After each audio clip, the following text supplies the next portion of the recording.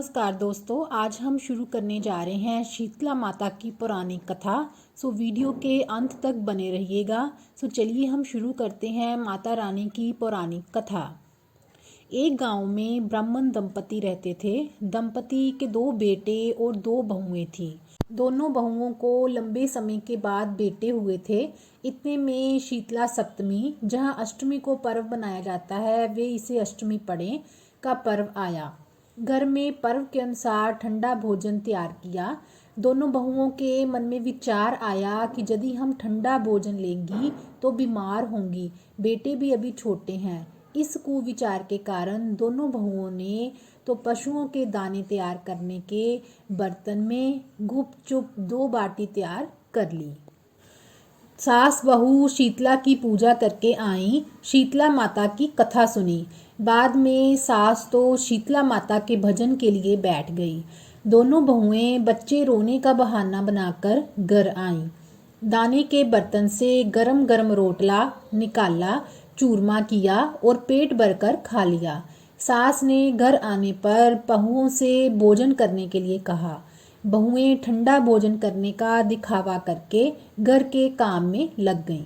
सास ने कहा, बच्चे कब के सोए हुए हैं, उन्हें जगाकर भोजन करा लो।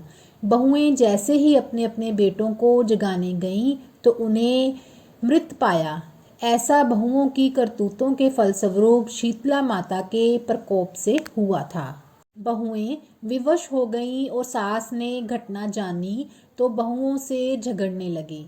सास बोली कि तुम दोनों ने अपने बेटों की बदौलत शीतला माता की अवहेलना की है, इसलिए अपने घर से निकल जाओ और बेटों को जिंदा स्वस्थ लेकर ही घर में पैर रखना। अपने मृत बेटों को टोकरे में सुलाकर दोनों बहुएं घर से निकल पड़ी। जाते जाते रास्ते में एक जीन वृक्ष आया, जो खेजड़ी का वृक्ष था। इसके नीचे ओरी शीतला दोनों बहनें बैठी थीं। दोनों के बालों में विपुल प्रमाण में जूं थी। बहुओं ने थकान का अनुभव भी किया। दोनों बहुएं ओरी और शीतला के पास आकर बैठ गईं।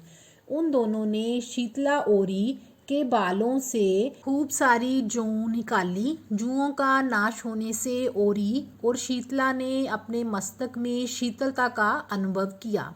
कहा, तुम दोनों ने हमारे मस्तक को शीतल ठंडा किया है, वैसे ही तुम्हें पेट की शांति मिले।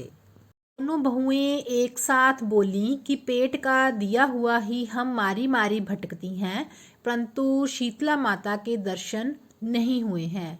शीतला माता ने कहा कि तुम दोनों पापिनी हो, दुष्ट हो, दुराचारणी हो। तुम्हारा तो मुँह देखना भी योग्य नहीं है। शीतला सप्तमी के दिन ठंडा भोजन करने के बदले तुम दोनों ने गर्म भोजन कर लिया था। यह सुनते ही बहुओं ने शीतला माता जी को पहचान लिया। देवरानी जेठानी ने दोनों माताओं का वंदन किया। गिड़गिड़ाते हुए कहा कि हम तो भोली भाली हैं, अनजाने में गरम खा लिया था। आपके प्रभाव को हम जानती नहीं थी। आप हम दोनों को क्षमा करें। पुनः ऐसा दुष्कृत्य हम कभी भी नहीं करेंगे। उनके पश्चाताप भरे वचनों को सुनकर दोनों माताएं प्रसन्न हुईं। शीतला माता ने मृतक बालकों को जीवित कर दिया। बहुएं तब बच्चों के साथ लेकर आनंद से पुनः गांव लौट आईं।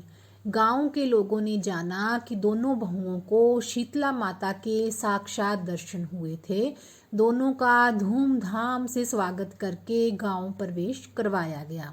बहुओं ने कहा, हम गांव में शीतला माता के मंदिर का निर्माण करवाएंगी। चैत्र महीने में शीतला सप्तमी के दिन मात्र ठंडा खाना ही खाएंगी। शीतला माता ने बहुओं पर जैसी अपनी दृष्टि की, वैसी कृपा माता रानी सब पर करे। श्री शीतला माँ सदा हमें शांति, शीतलता तथा आरोग्य दें। बोलो श्री शीतला माता की जय।